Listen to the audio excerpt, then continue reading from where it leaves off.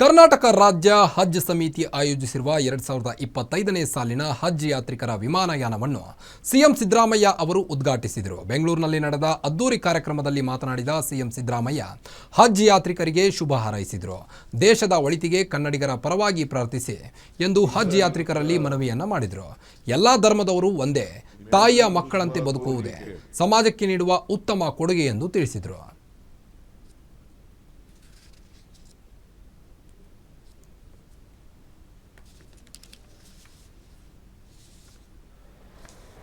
ಮತ್ತು 7 ಕೋಟಿ ಜನರ ವತಿಯಿಂದ ನಾನು ಇವತ್ತು ಇಲ್ಲಿ ಬಂದಿದ್ದೇನೆ.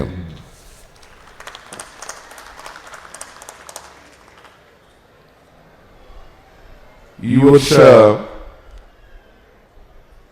ಸುಮಾರು 8,635 ಜನ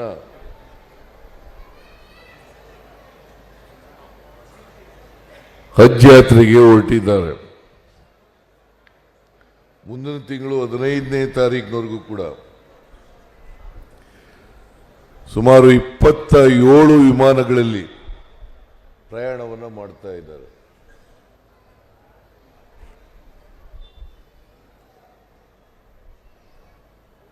ಪ್ರತಿಯೊಬ್ಬ ಮುಸಲ್ಮಾನ ಯಾರು ಆರ್ಥಿಕವಾಗಿ ಸದೃಢರಾಗಿದ್ದಾರೆ,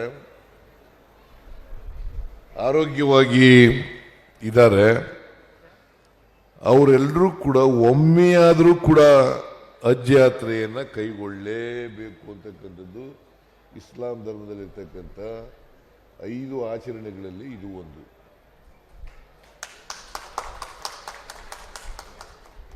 कन्नड़ मालूम कानून कन्नड़ मालूम नहीं है, थोड़ा थोड़ा आता है.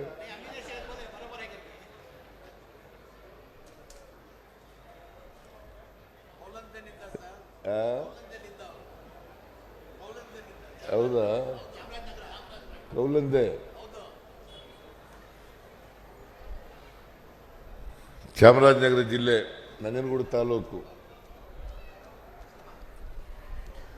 ಅದರಿಂದ ಕನ್ನಡ ಗೊತ್ತಾಗ್ತದೆ ಅಂತ ಅನ್ಕೊಂಡಿದ್ದೀನಿ ನಾನು. ಕೌಲಂದಲ್ಲಿರೋ ಎಲ್ಲ ಮುಸಲ್ಮಾನರಿಗೂ ಕನ್ನಡ ಬರ್ತದೆ. ಇತ್ತೀಚಿನ ಮುಸಲ್ಮಾನರೆಲ್ಲರಿಗೂ ಕನ್ನಡ ಗೊತ್ತಿದೆ. ಕನ್ನಡ ಶಾಲೆಯಲ್ಲಿ ಓದ್ತಾರೆ. ಈಗ ಹಳ್ಳಿನಲ್ಲಿ ಇರ್ತಕ್ಕಂಥ ಮುಸಲ್ಮಾನರು ಕನ್ನಡದಲ್ಲಿ ಓದ್ತಾರೆ, ಕನ್ನಡವನ್ನು ಓದ್ತಾರೆ. ಸೊ ಹಾಗಾಗಿ ಬಹಳ ಜನರಿಗೆ ಕನ್ನಡ ಗೊತ್ತಿದೆ. ನಾನು ಈ ಸಂದರ್ಭದಲ್ಲಿ ಯಾರ್ಯಾರು ಹಜ್ ಯಾತ್ರೆಗೆ ಹೋಗ್ತಾರೆ ಅವರೆಲ್ಲರೂ ಕೂಡ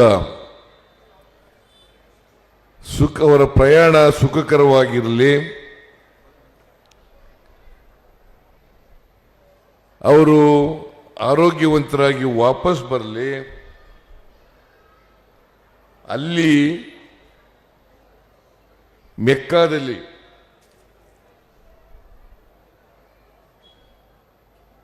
ಅವರು ಇಡೀ ದೇಶದ ಭಾರತೀಯರ ಪರವಾಗಿ ಪ್ರಾರ್ಥನೆಯನ್ನು ಮಾಡಬೇಕು ಅಂತಕ್ಕಂಥದ್ದು ನನ್ನ ಕೋರಿಕೆ.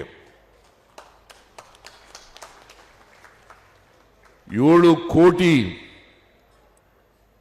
ಕನ್ನಡಿಗರ ಪರವಾಗಿ ಪ್ರಾರ್ಥನೆಯನ್ನು ಮಾಡಬೇಕು ಅಂತಕ್ಕಂಥದ್ದು ನನ್ನ ಮನವಿ ಅಂತಕ್ಕಂಥ ಮಾತುಗಳನ್ನು ಈ ಸಂದರ್ಭದಲ್ಲಿ ಹೇಳಲಿಕ್ಕೆ ಬಯಸ್ತಾ ಇದ್ದೇನೆ.